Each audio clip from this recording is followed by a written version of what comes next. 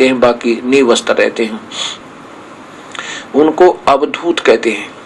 तो यहाँ कहते हैं अवधू, गोरखनाथ जी से कबीर साहब कह रहे हैं अवधू अवगत से चले आए। हम तो उस स्थान से है जिसकी गति को कोई नहीं जान सकता, अविगत।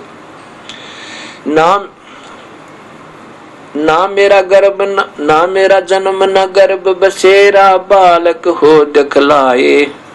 काशी नगर जंगल में डेरा, वहां जुलाहे न पाए।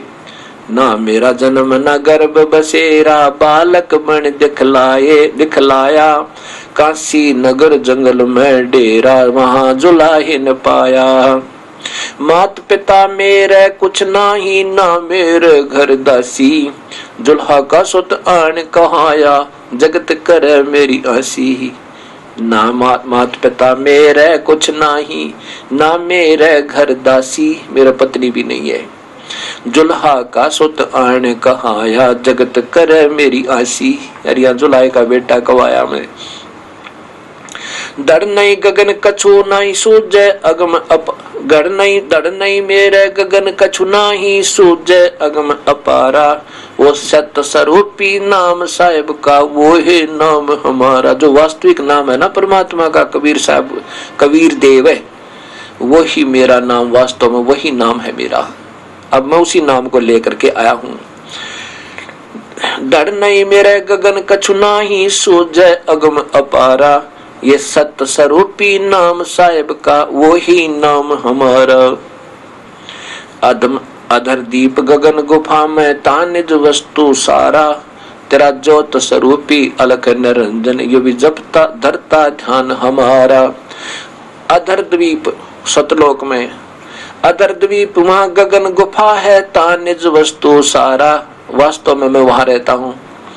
और तेरा ज्योत स्वरूपी अलख निरंजन, ये जब धरता ध्यान हमारा। ये तेरा ज्योत निरंजन, ये काल भगवान गीता में कहता मैं सब न खाऊंगा है। और वो भी कहता मेरा भी पूज्य देव वो वही परमेश्वर है, उसकी शरण में जा तू अर्जुन। अब गीता जी के 18वें अध्याय का 64वां श्लोक आपने देखा। आड चाम लहू ना मेरे हूँ सतनाम उपासी। तारण तरण अभय पद दाता, नो कहे कबीर अविनाशी।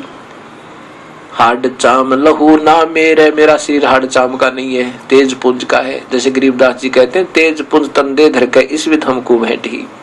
आड चाम लहू ना मेरे हूँ सतनाम उपासी।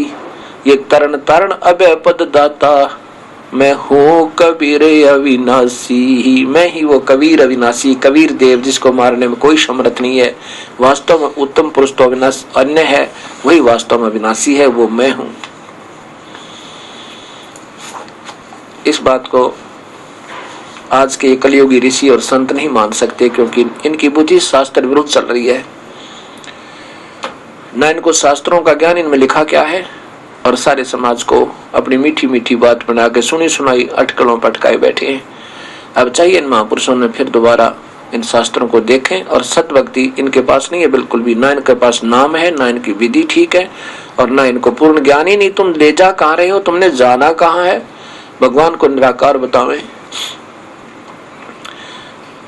तो उसके बाद गोरखनाथ जी ने कबीर साहब का उपदेश ले लिया और कहते हैं कबीर गुरु और गोरख चेला, इवनो खंड में फिर अकेला।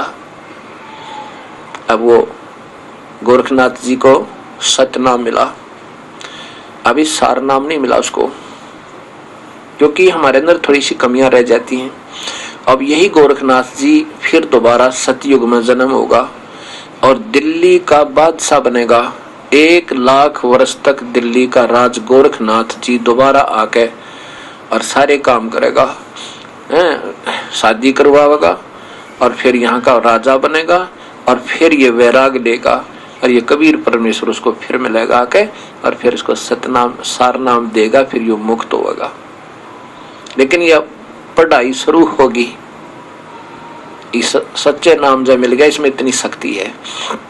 मनुष्य शरीर मिलेगा और सारी मौज होगी, और साथ में फिर अगर इसी जीवन में योग्य होगी तो तुरंत भी मिल जाएगा सार नाम को, ज्यादा देर नहीं लगेगा।